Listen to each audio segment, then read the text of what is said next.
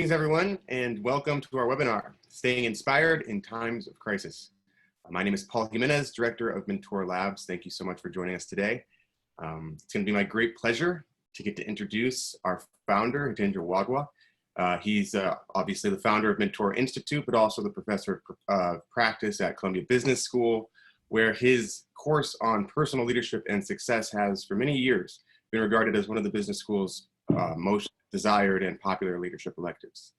Ladies and gentlemen, please welcome Hitendra Wadhwa.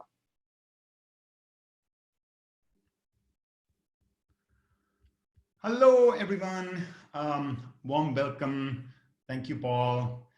What I'd like to do to begin this class with all of you is to start with a meditation. That is something that increasingly so has become a very treasured practice at the beginning of all my classes and workshops, as well as in the meetings that we have at Mentora. So let's come together, especially at this epochal moment, to start this journey in the conversation we're having together with each other through a meditation.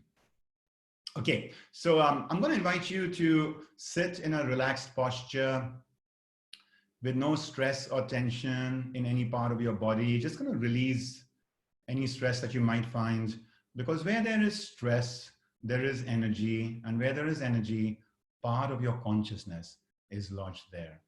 So once you're relaxed and starting to disengage with the outer world, perhaps with closed eyes, let's just exhale all the air from our lungs and then inhale.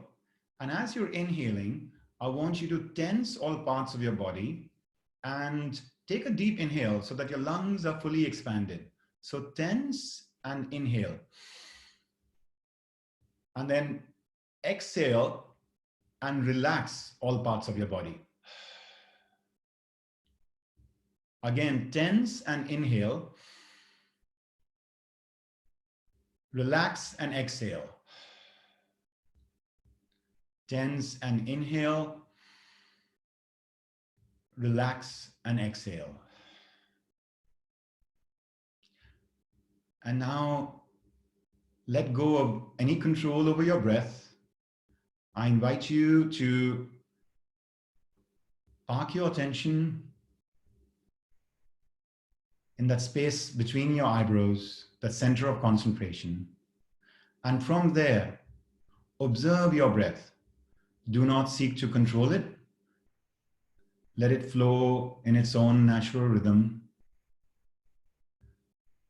This resource that we have from the moment we are born till our last very moments in life. Let us just anchor our attention on our breath. And let me invite you to associate a very soothing affirmation with your inhaling and your exhaling. Peace and joy. So as you inhale, without moving your lips, just in the quietude of your mind, say peace. And when you exhale, affirm joy.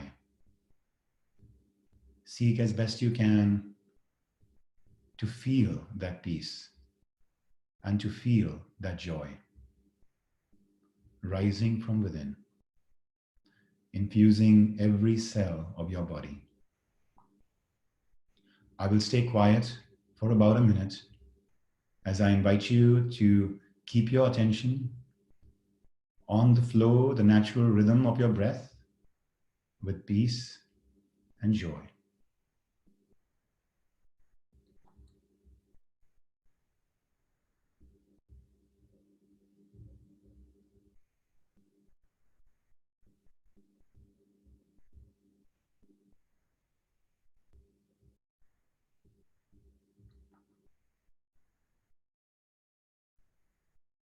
If your mind drifts away, that's okay. That's natural. Just bring it back to your breath as an intention, as a choice that you are making in the present moment to focus your mind and your consciousness on this rhythm of peace and joy.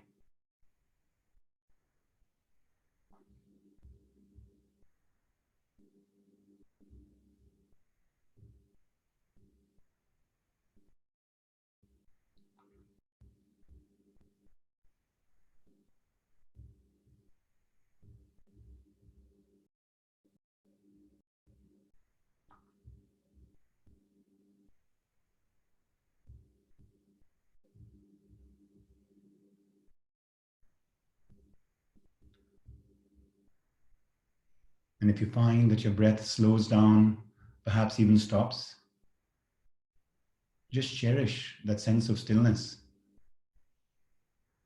that fleeting moments where perhaps not even a thought arises inside you.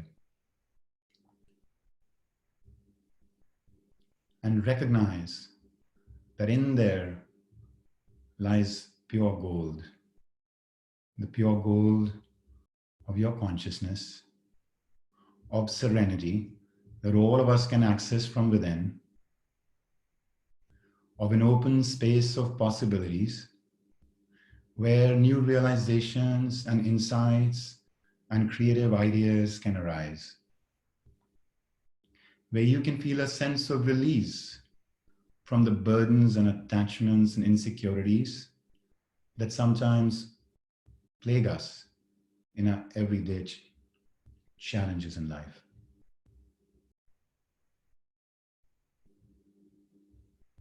Recognize also in that inner space, you get a glimpse of the freedom you have, the freedom to respond to every trigger, every point of pressure, every demand from the world, not purely by impulse, by habit, by ego, by attachment. Instead, as you create this space within and you become aware of it, you have the choice to act with purpose, with wisdom, with love, with self-realization, and with a commitment to growth.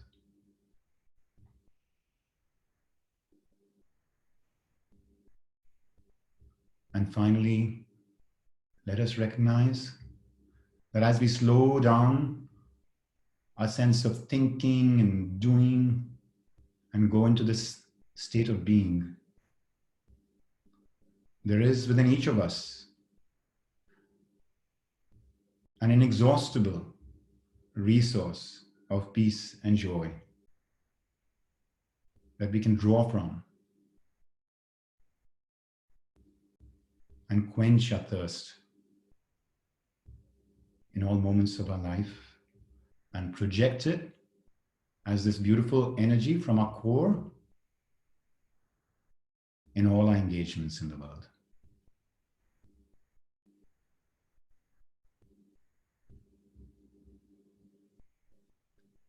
Thank you. Welcome back. We can open our eyes and we can get going. I'm gonna start by wanting to check in with you about how you're doing. I realize this is a time of tremendous tumult, of course, in the world, and it's upending, so many of our lives and careers, and it's probably affecting different people differently, depending on who you are, where you are, what is going on at work and at home with you, and just, your general sort of temperament. And so what I've done is created a few polls through which to get just a sense of the pulse of how all of us are doing. I'm going to ask my colleague, Anobik, to start putting up these polls. So let's do the very first one, Anobik. And so here's a poll where I'm asking you how you're doing with regard to motivation and inspiration in the present moment. Just broadly, how inspired are you? How motivated are you nowadays?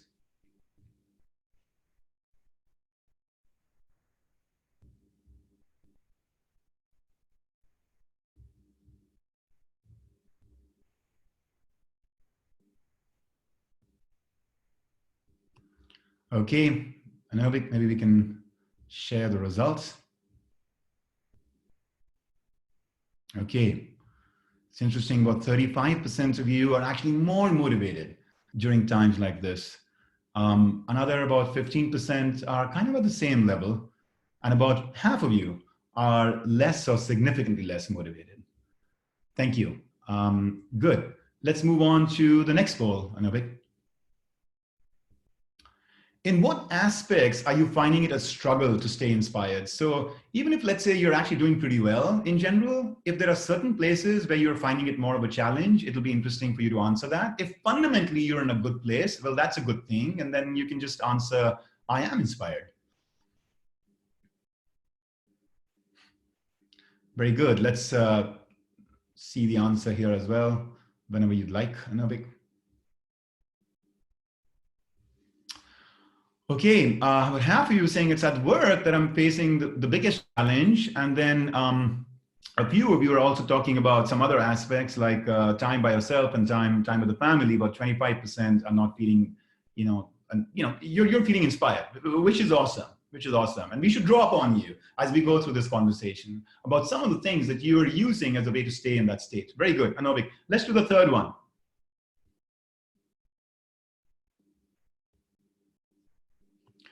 For those of you who are finding it a struggle in some aspect or the other to stay inspired, just curious about what might be happening at work, what might be happening with yourself, or in your home that is causing that challenge, right? And so here are a few different options. Which of these are things that are holding you back?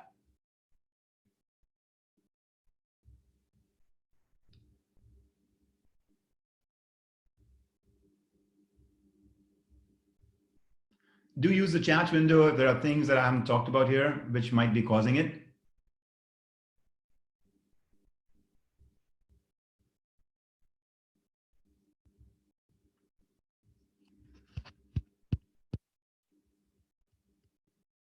Okay, Anubik, let's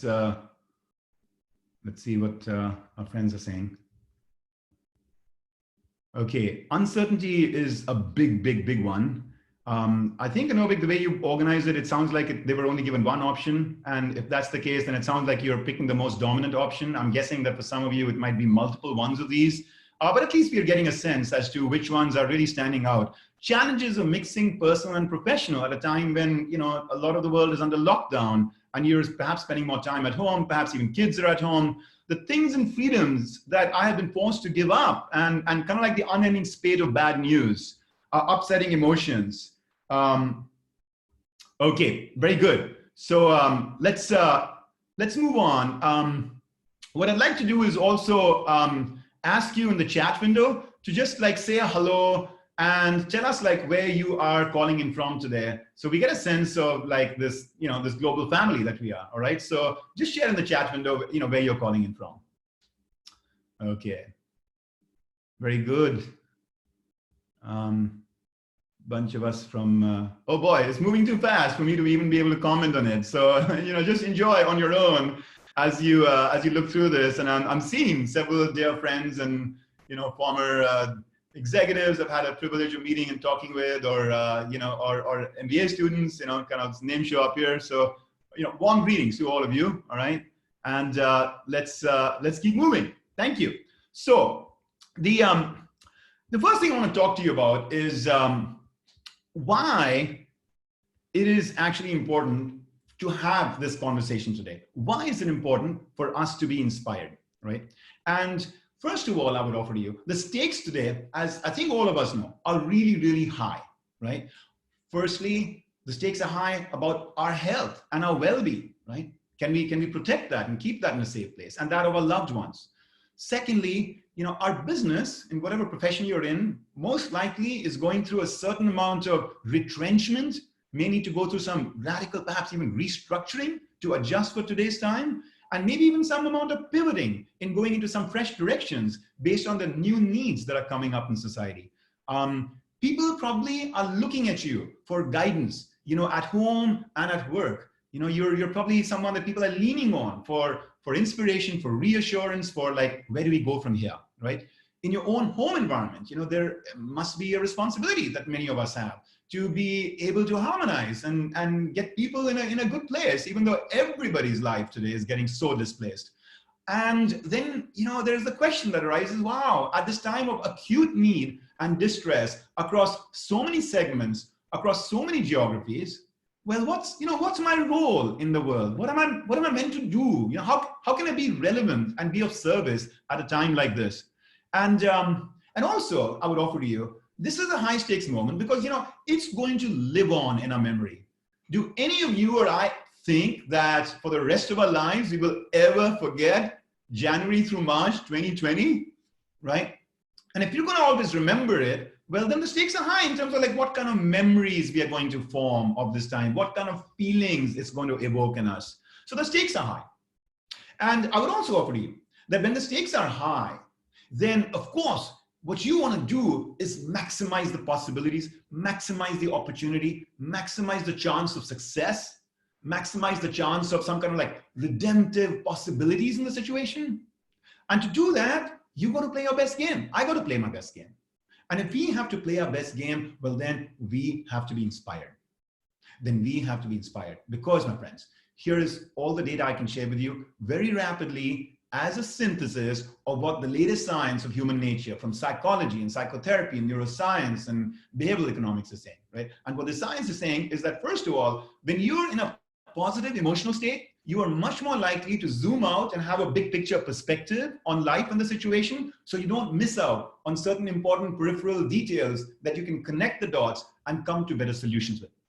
Also, when you're able to actually, mitigate some of those really painful, upsetting emotions, and you're able to actually get yourself to a place of, serenity and peace and positivity, you're more likely to be creative in looking for solutions. At a time like this, all of us need to be really creative, both at home and at work, given the kind of constraints being imposed on us.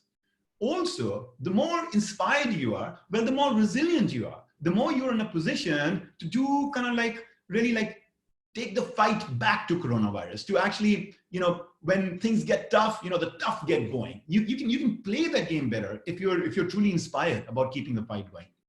Also, when you're inspired, you are more connected with your purpose. When you're more connected with your purpose, you know what things truly matter and what things are extraneous. And you are able to make that clear choice about where to pour your energies, because otherwise at a time like this, there's just like so many things we have to do. So many things we have to do, right? And so you get more focused on the things that truly matter if you have a clear point of inspiration. You're also going to just feel more fulfilled, by life and, by circumstances if you are more inspired every day. And also it's an infectious energy, so you'll be in a better position to inspire your people to be able to get the best out of them as well, both in your family and at work. And that's why, my friends, at a moment like this, inspiration becomes really, really key. In my study of the great leaders, in history, people like a Nelson Mandela, a Mahatma Gandhi, an Eleanor Roosevelt, a Mother Teresa, a Winston Churchill. What I discovered is that, for all of these people, one of the magical qualities that somehow they were able to develop was this way that they were able to bring out just the right quality they needed from their people. Gandhi, in wanting to wage a war against imperialism, was able to make 300 million Indians really, really peaceful warriors. Churchill in the Second World War was able to make his people really courageous. In fact, one of his private secretaries, said that no one left Churchill's presence without feeling braver. And Steve Jobs was able to make people feel highly creative in his presence. Mother Teresa, it is known, was able to get people to feel incredibly compassionate. So there are these qualities of your core, and great, in a sense, parenting, great friendship, great management, great leadership is about being able to draw out that quality from you and others that is needed for that moment. And so to that end, inspiration has got to be a key thing that we work with today. So then the question arises, well, how? How do we get there? And for that, I want to take a few minutes to just establish the foundations. Then I will get into much more practical actions that we can all take for inspiration.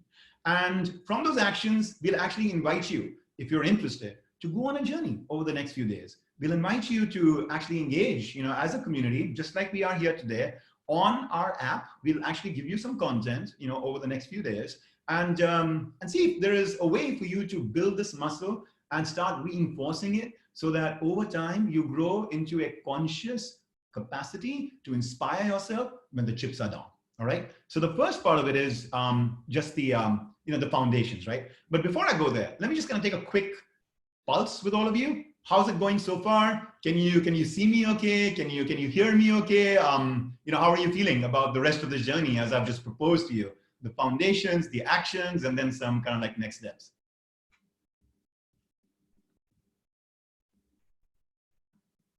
Okay, very good. I'm grateful. I'm grateful. It's hard for me to like keep my mind on the chat window as well as here, and just like also in a little bit of healthy anxiety about whether the internet might crash on me today because I'm doing this from home, right? Like many of us are at home, but I think so far it's working well. There's a higher power perhaps behind this guiding us, which is great. All right, so let me start sharing the foundations as I said with you. All right, bear with me 1 minute. Bear with me 1 minute. Okay, cool. So the foundations. So some of us who've taken, the personal leadership class with me at Columbia recently, or have taken some executive programs, attended a couple of other webinars or keynotes or what have you, or read a couple of the articles that I've recently written, you might be familiar with this. So I'm going to go through this rapidly. For those who are not familiar with this, just kind of like take the essence of it for now. And hopefully you and I, we get another opportunity at some point to talk about this. All right. So in general, right, leadership or like success seems to be associated by the experts, right, with some of these external kind of behaviors and qualities, right, that you have to be adaptive, and you have to actually also be the opposite, which is you have to be very tenacious. You have to be a risk taker, but also a risk manager. You have to be very decisive, but also very patient, etc. Right? And if you really think about sort of all those qualities taken together, what they lead to is this idea that you have to be everything and the complete opposite. Everything and the complete opposite. And that becomes an impossible platform for us, right? And this is the research that I've been doing for the last about 12 odd years for my class in personal leadership, for our work at Mentora, that this model has to change. This is the 20th century model. We are living in a much more fast-paced, dynamically changing, and today a highly disruptive era. There's got to be a different, more tractable, more possible approach here. And to me, that approach Hitendra, I'm just going to pause you just for a second. Can you go to full screen just so that people on mobile can see? All right, thank you. How's that? That's better. Okay, thank you, Paul. Jump in at any moment.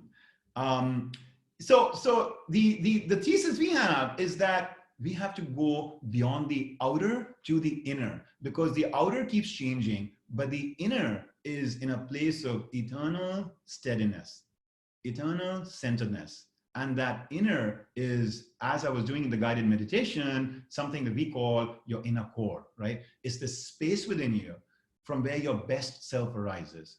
It's a space within you where you're really inspired, where you want to really committedly pursue your purpose, where you are centered and calm. You're not like consumed by any kind of disruptive emotion. You're also deeply connected with your family, with your community, with the people at work. You're curious and open to growth because you realize that you are an ever expanding force out there. And you're also really comfortable drinking from the fountain of joy and peace from within, so that when you show up in the arena of life and leadership, you're just there to serve. You're there to do your best because you are already getting the wholeness, the reassurance and affirmation and the validation that you need. You're already getting that from within. You're getting that from your core, right? And when you cultivate that core, then the game of life and leadership becomes essentially to express and act out that core in everything you do. And here is kind of the way I would like to propose that we think about this model of life and leadership through the inner core, right? Which is, here is you, here are the people around you, friends, family, community, your folks at work, etc., right?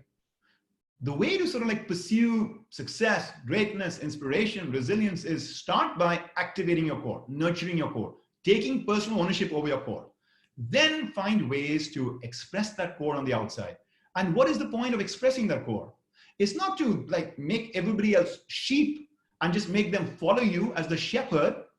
Ultimately, it is about helping people activate their own core. Because it's when they activate their own core that they will be their true self, their authentic self, their best self. And when we are all, playing the game of life and leadership from our best selves at every level of the organization, at every level of the community, well, then we become a collective core. We can have a common goal and we can all go after it in a way that is deeply connected, and we feel deeply bonded and fused. And there's almost like one collective consciousness, in that moment.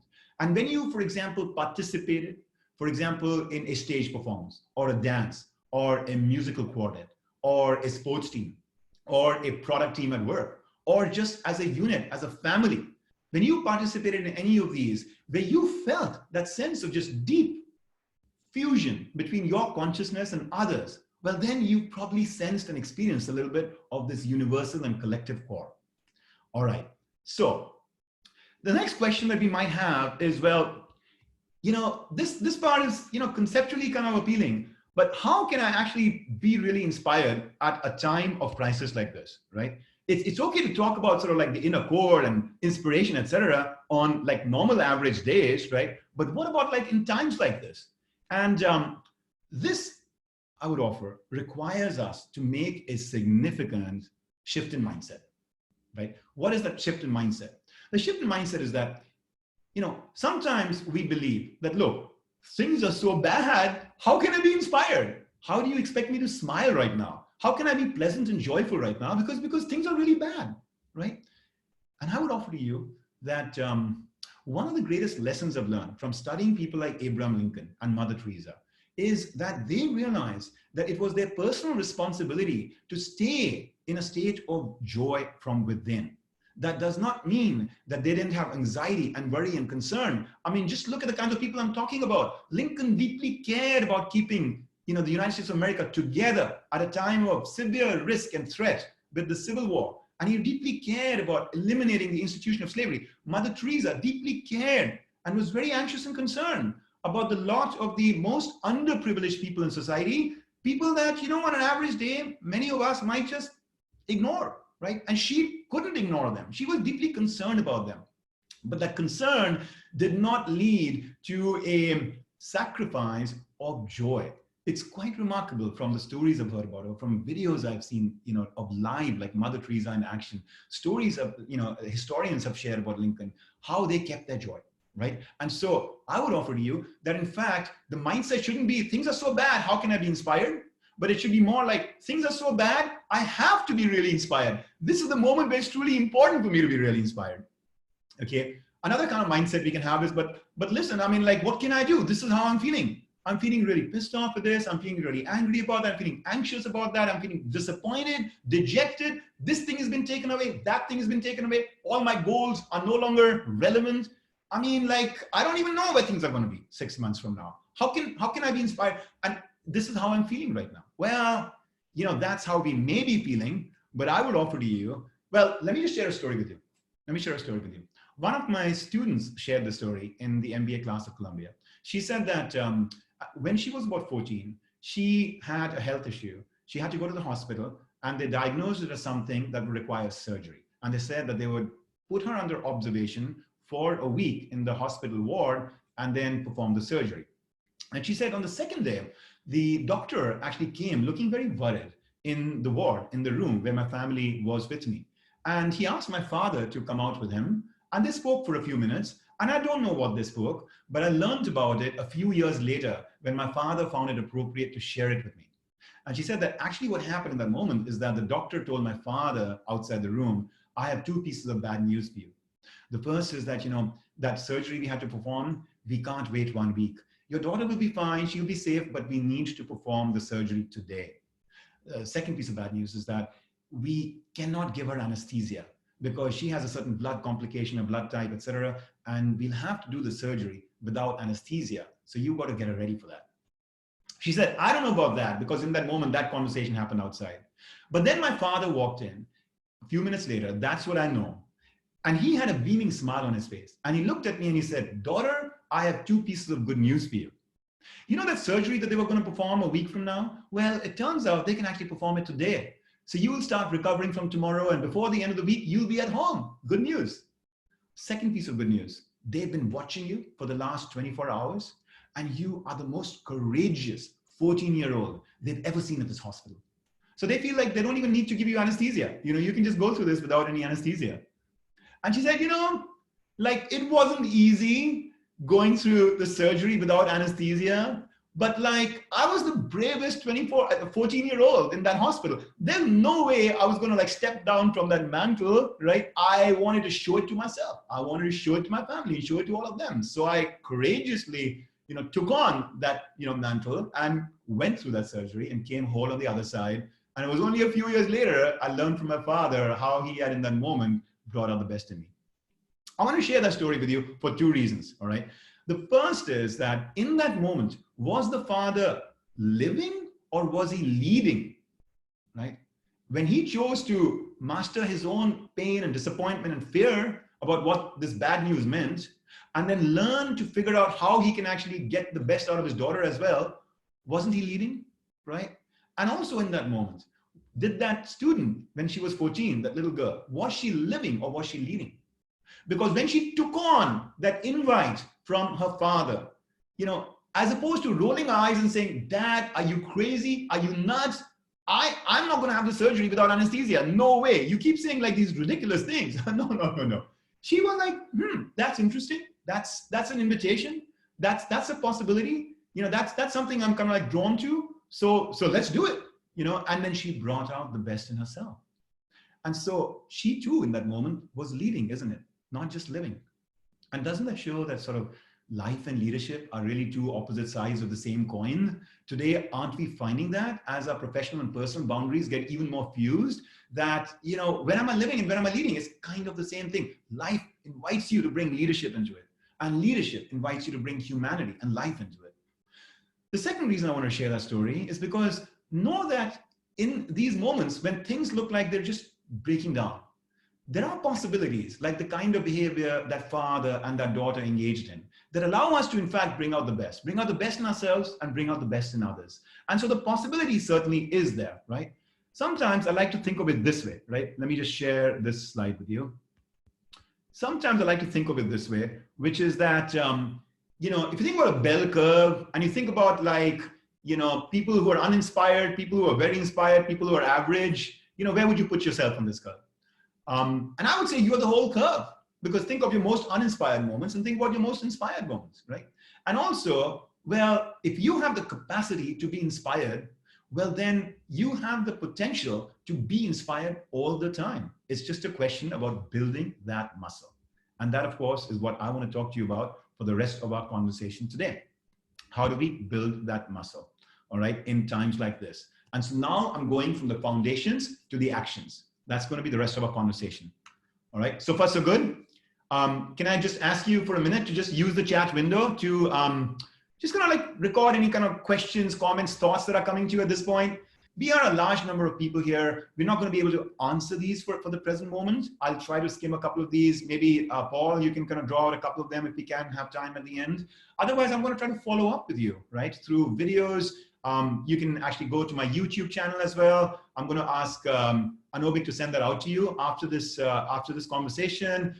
We'll keep this conversation alive. We're going to come back and do another, class next week. So we're going to continue to use, online forums through which to interact with each other. But I'm interested in listening to you as much as I'm keen and committed to having us take some of that stuff that we've been doing in the executive arena, at Mentora with our clients, as well as in the business school at Columbia, and offer it up to us, especially at such a defining moment like this, all right? But I'd love to hear your thoughts, questions, comments on the conversation we're just having to make it as best two-way, even though we're in this kind of dispersed virtual space. So share your questions, share your thoughts, share your stories, share your ideas, all right? Okay, very good. So part 2 is the actions. Now let me ask you, who is your favorite hero? Take a minute, answer that in the chat window. Who is your favorite hero?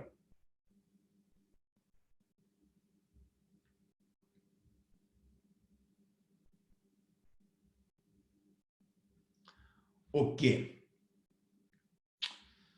My friends, let me share another story with you, all right?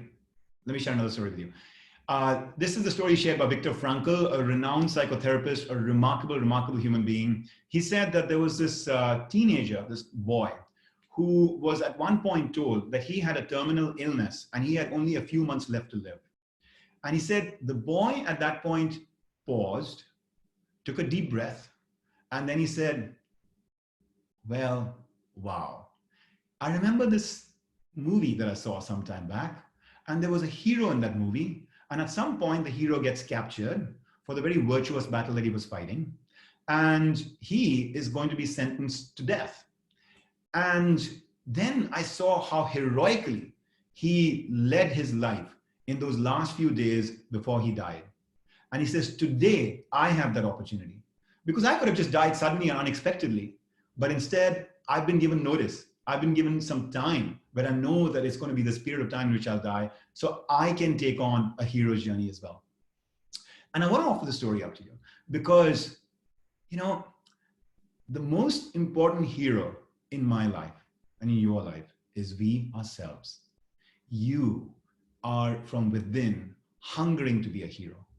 When you go to a movie or hear a story or read a book where somebody is going on a hero's journey, the reason you get stirred and you get inspired is because you have put yourself in that person's shoes. They have become you. It is your story. It is not their story. And the reason is because in each of us, you know, that spirit within, in that inner core, is just waiting to be inspired, is waiting to be stirred. We do not just want to live life by waking up in the morning, brushing our teeth, dressing for success, going to work, doing our best, coming back, interacting with family, watching Netflix, feeding ourselves dinner, going to sleep, waking up in the morning, brushing our teeth, getting to work, doing our best, coming back, connecting with family, watching Netflix, eating dinner, going to sleep, waking up in the morning, aging 1 year, aging 5 years, aging 20 years. Now we're retired and now we're dead. That's the way life used to be until January 2020. And now I would offer to you that all of us have the opportunity to become heroes, to say like, oh, wow, this is a moment which is so defining, which is so complicated, which is like, so just, you know, without any precedence in my life, that I want to be able to look back at this with a sense of fulfillment, with a sense of pride, with a sense of like, you know, I couldn't control the circumstances, but I could certainly control my own self. I could certainly choose my own attitude. I could make the call as to how I want to show up in every moment. And when I look back, let's say 5 years from now, 15 years from now, 30 years from now, when you got a grandchild, you know, in your lap next to the fireplace, and you're telling them the story of your life, you'd say, let me take you back to March 2020 and the shift that I went through based on the challenges that were occurring. What would that shift be? What would it need to be today for you to activate the hero within? You know, there's research done on heroes, which just shows that every culture admires certain common qualities in all their heroes: courage, creativity, compassion, etc. And so life is inviting all of us. It's an innate hunger in humanity to go on this hero's journey, right? Today, in New York, which is one of the center points of the growing, you know, threat of the epidemic right now, Governor Cuomo has asked for a surge healthcare force composed of volunteers to help out with the growing number of patients. And it is beautiful. 40,000 retired nurses and doctors and others who are not part of the main kind of healthcare system, trained medical personnel, have offered themselves up to put themselves on this line of fire, right, for a very infectious disease, right, to go out there and serve. I mean, these people are clearly being motivated to go on their hero's journey. And if these people can be, isn't it in the DNA of humanity for all of us to, in some ways, go on that hero's journey? That is what I would offer. And as Yvette is saying, this is Joseph Campbell, who has done some beautiful work around this idea of the hero's journey, which I think any of us can really benefit from at a moment like this, if you are drawn to wanting to read more about it, right? So here are the steps, or the kind of like the basic sort of elements of a hero's journey that I want to offer up to us, right? Just bear with me 1 second. Okay. The first is you've got to have a very uplifting meaning to what it is you're doing, whether it's at home, whether it's at work or elsewhere. It has to be a very uplifting meaning, because otherwise, what's the point of going on a hero's journey if it's like some silly, distracted, like indulgent, whatever. It has to be something which is very uplifting in meaning. So as one example, when Winston Churchill was trying to rouse up, the lion in the British armed forces and public to support him in that quest to get rid of the threat of Hitler in the Second World War, he realized that people were really not that motivated to go to war. And part of it was because until then, historically, wars were looked upon as like self-aggrandizement, as like agents through which like dictators and kings and others were trying to grab as much power and land as possible. So he had to re-educate the British public and military that this is not about us trying to gain more power. This is about something much more higher in meaning. And so he used the following kinds of words. These are actually quotes from his speeches. War is terrible, but slavery is worse. Any appeasement of Germany is not a sign of military weakness, but moral weakness. We are the defenders of civilization and freedom. Now, I'll tell you this, in my sort of like own journey with the coronavirus thing, I realized that for me at home, one of the uplifting meaning that I get from the interactions that I have with my daughter, with my wife, is that I know that my daughter is very inspired by certain, women heroes that she has been very informed by and guided by all through her life from a very young age. She's been following and pursuing those heroes' journeys of those people.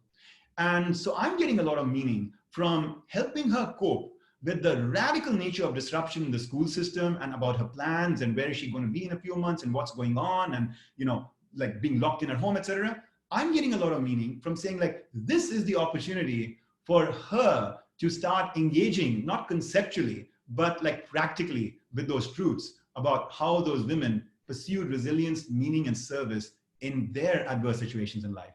Went on their hero's journey, well, now she can go on her hero's journey. And that gives me a very uplifting sense of meaning about my interactions with her, at home, and guides me in the way I want to think and do things. So even in very simple situations where you don't have a lot of degrees of freedom, we can all take on this quest to what is it that we can do that can be tremendously uplifting for that role, for that responsibility, for that project, for that team that I'm right now being asked to engage on.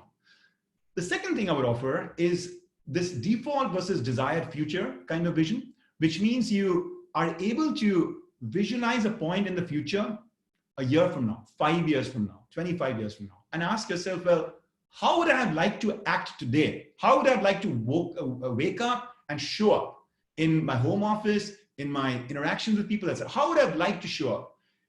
So that, I would feel a great sense of fulfillment and pride. And if I keep doing things the way I'm doing right now, what would that look like? How would I respond to that in the future when I look back and reflect on it, right? That's the default future. So the default future versus the desired future. And I think if you just do that exercise, you do that visualization, the hero in us is so much more likely to be activated. Because why would we not want to be able to look back and say, when that moment called on me, I arrived, and I arrived as my best self. The other thing I would offer to you is that it's important to see the present moment as a choice. There's a choice that you are making, and there's a choice that I'm making, because you know what?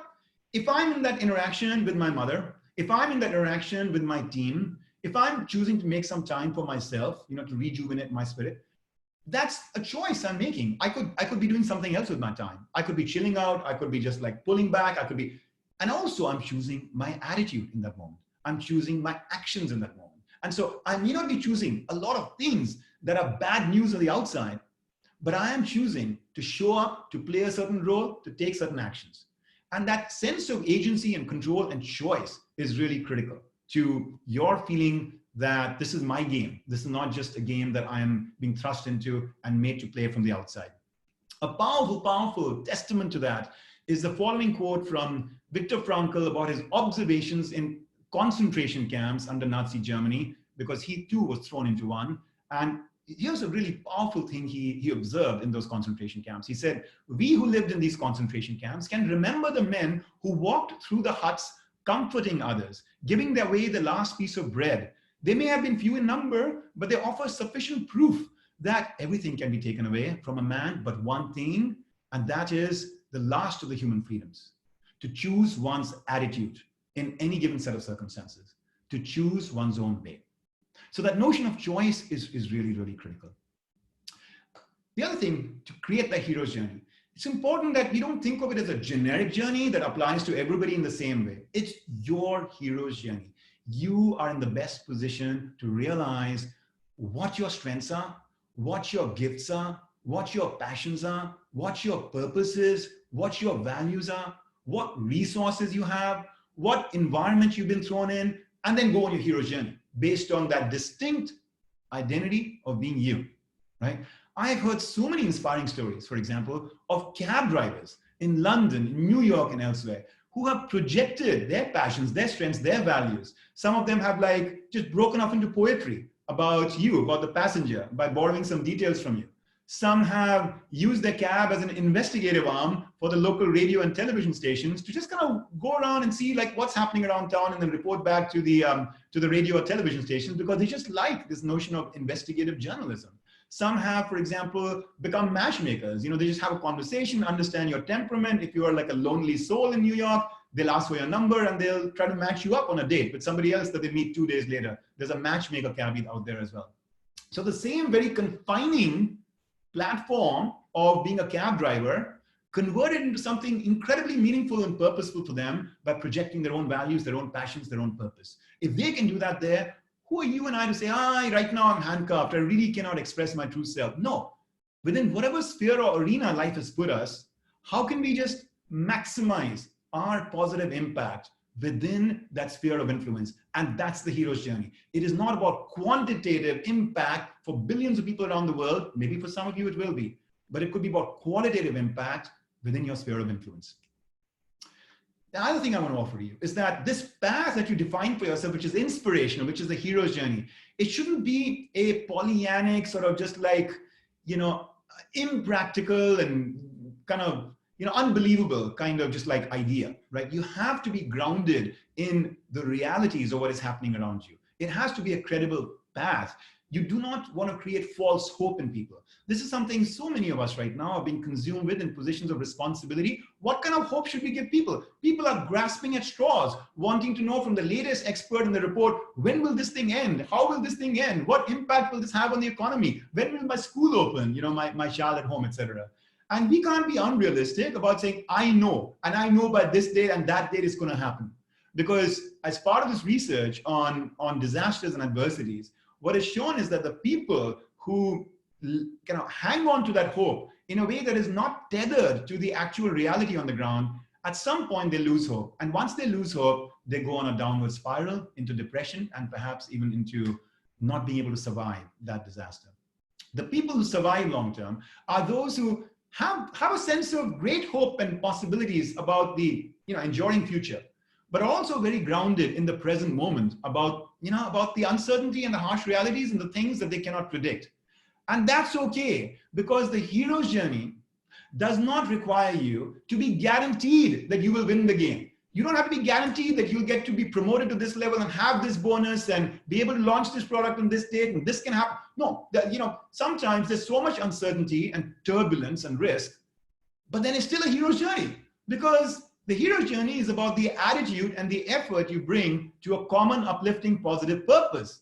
And then, even if, like for some people, they perish along the way, even that death is considered by history, considered by them, and considered by people who know about them as something that was so uplifting and so inspiring to everyone on this planet. So if your product dies on the vine, if your project dies on the vine, even if for some of us, your business dies on the vine, or perhaps we are confronting the risk of our own mortality or that of a loved one, wouldn't we want, just like that little boy, between now and that point of no return, that we just played our best game? That in that moment, if we were to look back and reflect on this chapter in our life, we just felt a great sense of fulfillment and pride that we were playing our best game. That's the hero's journey. That's the hero's journey. And that's why someone like Churchill realized he didn't want to infuse false hope in the Second World War. This was the beginning of the war. There would be 4 years of mayhem. And so what he actually told his people was like, look, I can only promise you blood, sweat, toil and tears. We have before us an ordeal of the most grievous kind. We have before us years, of pain and suffering. And what is our goal? Victory. To wage battle by land, by sea, by air, with the ultimate goal of victory. So there's hope at the end, but there's pragmatism and realism in the present moment. That's the hero's journey, my friend. The hero's journey is an invitation life is giving us, especially in moments like this, to forge an uplifting meaning from our interactions at home and from our duties at work, to be able to, with that meaning, create a motivation in us that tomorrow when I look back at my life, how would I have wanted to respond to this moment and the need of the hour?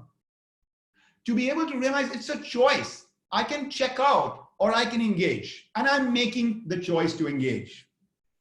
To be able to in that moment realize that I can bring my unique gifts, my resources to maximize my impact. I can't do everything, but I can maximize my impact. And then to realize that, along the way, there are things I can't control, but I shouldn't assume that I have to control them for me to be able to get to a good place. And for me to be able to serve the world in a noble and uplifting manner. And in some ways, the good news in March 2020 is that you and I can wake up, in a sense, from that dream state of the regularity of the more sort of just normal existence, right? And now take on much more of a hero's journey. I went through that shift about 10 days ago. Of course, it's a daily struggle. It's a daily discipline to keep ourselves inspired, on this hero's journey. But I went through this transition about 10 days ago when for a while I was just like, bad news, bad news, bad news. My heavens, when will this end? When will this end? When will it end? Oh no, this is not happening. And then at one point I realized, oh, wait a second. I study people like Lincoln. I study people like Gandhi. I study people like Mother Teresa, and Eleanor Roosevelt. And all of these people went through so much struggle, went through so much uncontrollable adversities from the outside. And this is my opportunity to realize that there are practical things one can learn from science and from these people and eternal laws of human nature and start putting them into practice and seeing what a greater sense of impact and fulfillment one can bring. Of course, one is going to have to pull back, from certain attachments and hopes and all of that, and let life take its own course based on kind of what's unfolding around us. That sense of non-attachment and fluidity and adaptability and agility is going to have to come in. And so that's a new muscle for all of us to build. But the reward at the end is that we go on a hero's journey, that we make history individually and collectively. And we ultimately become the shapers of a higher age, because when we emerge from this, I have no doubt that there is going to be a new normal. And that new normal is going to be a higher consciousness than even where we were in 2019 and before. All right, my friends. What I want to do in the last few minutes is two things. One is talk to you about the fact that it is our aspiration at Mentora and in my own personal work, as well as in conversations I've been having with some of my colleagues at Columbia, to find ways to build more bridges, to bring us together on a more regular basis at a defining hour like this. If you have comments and suggestions about platforms that we should create, let me know. I'd love to tune into and adapt to that. At the present moment, here is what we have for you. We are going to do 2 more of these kinds of conversations. One at pretty much the same time, next Thursday and the Thursday beyond, right? I'm going to ask Anobik to put up a poll now about what topic you'd like to actually, have us do in these other 2 conversations. Let's see which of these is more popular. And so here are 5 topics that I thought would be of great value at a time like this as well. Let's see what you have to say.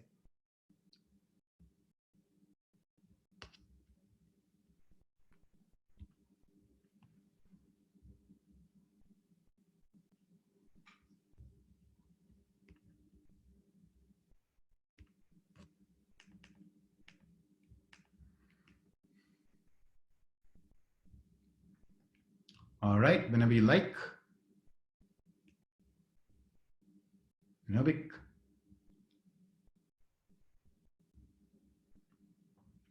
Okay, thank you for this. Gives us some good data. We will come back to you. The hard decisions topic, the adversity topic, 6 mindsets topic, all seem to be getting really high grades, and so we'll figure it out, which of these two out of these three we will do next, all right, with you. Second thing I want to offer to you, we are going to send you an email with an invitation to continue this journey in between these like face-to-face that we have, to continue this journey on our app. So Mentora Moments is a part of our app where you, once you download the app, which you will get instructions for, where you are able to, for example, get one little daily dose of inspiration and insight for about 5 to 10 minutes. It might be a little mission that we invite you to do to practice inspiration, both for yourself and for others. Or it might be a little role play that we ask you to practice with someone and get some insight as to what was the right way to bring, this like hero's journey to that present moment, right, in that role play. So there are various different things which we use so that there's more variety. If you do not engage with the moment on a given day, it disappears, and then another moment comes the next day. You can get a notification as well to remind you. If you do engage with the moment, you can keep it if you want to record it for the future. But this is a way for us to build a community together, because as you do reflections and discussions there, you'll see comments and inputs from others as well, so we can stay connected in the time in between these classes. This has been something that many of our clients on the organizational side have found really useful as a way to start building the muscle beyond just getting inspired or engaged through these kinds of physical or virtual workshops.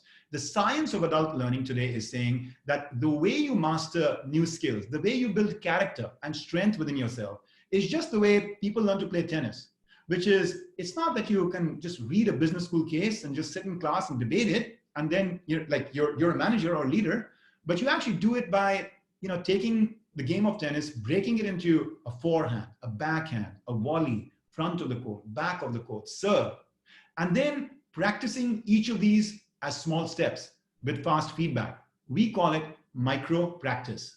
Taking a wall, for example, and hitting the tennis ball against it and getting the feedback when the ball bounces back as to where it landed, where you were wanting it to land, etc. Or a serving machine on the other side of the court, serving balls at you and you're hitting it, etc. Micro practice.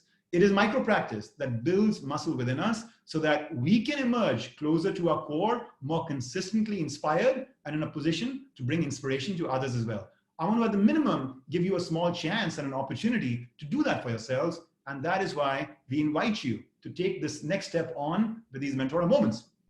When you come back, let's say next week, if you're interested in more of this, then feel free to invite others in your community as well. Our desire and our hope right now is just to propagate as much of these ideas as we can in a way that really benefits humanity at a time when I know you and I, and we're all aspiring and we're all hurting and we all want to get to a really good place, not just for ourselves, but the community at large. So feel free to, across your organization, family, community, etc., spread the word as best you like.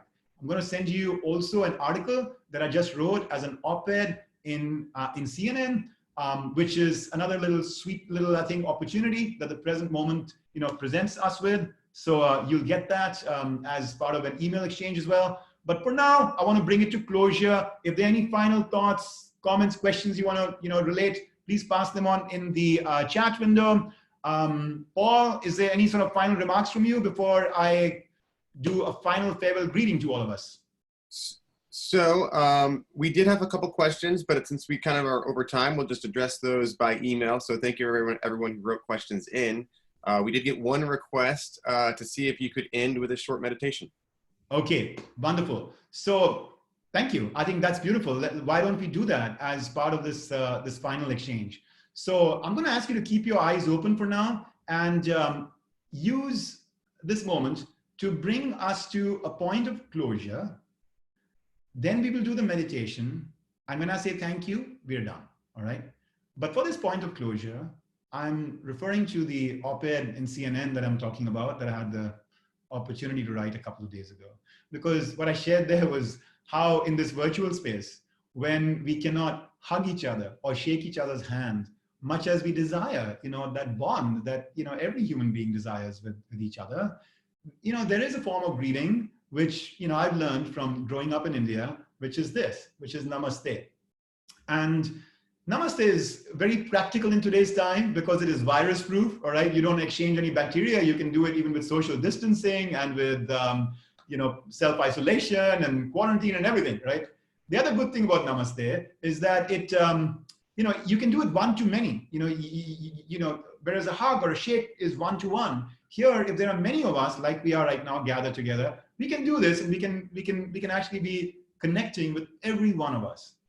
And the other most beautiful thing about Namaste, the most beautiful thing, is the meaning of the word Namaste in Sanskrit, because that is the essence of everything that we teach, at Mentora and in my teaching in Columbia, right? It's been very inspired by the science of yoga. And what that science says is that, look, Namaste means that the divine spark in me, the purest and most beautiful part of me, I am viewing you from that space. And I am actually recognizing that divine spark in you. I'm recognizing that pure and beautiful form in you. And so, Namaste, right? And so, yeah, let's end with a short little meditation. I invite you again to close your eyes and be in stillness for just about a minute.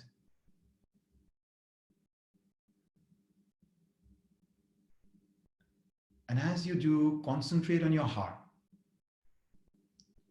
Visualize that inner core, that space of pure love and purpose and connection, that hero within. Let us recognize that life will bring surprises, challenges, and from time to time, crises. This has not been the first for you or for me.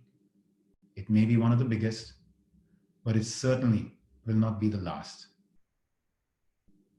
There will be other moments where life will surprise us and challenge us and test us.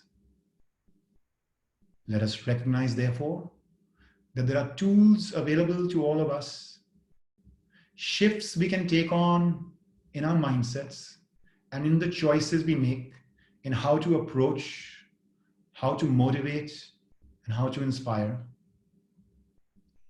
And perhaps when things are taken away from us, our essence is revealed to us, and a new set of choices can become open to us. And that is a time not merely for service to the world, to help heal and support those even less fortunate than us in times like this, but it is also an opportunity and a time for reflection and for reinvention. Let us feel that sense of bond across all of us, even while we sit distributed in this virtual space. And now let us expand that connection to everyone else in our global family.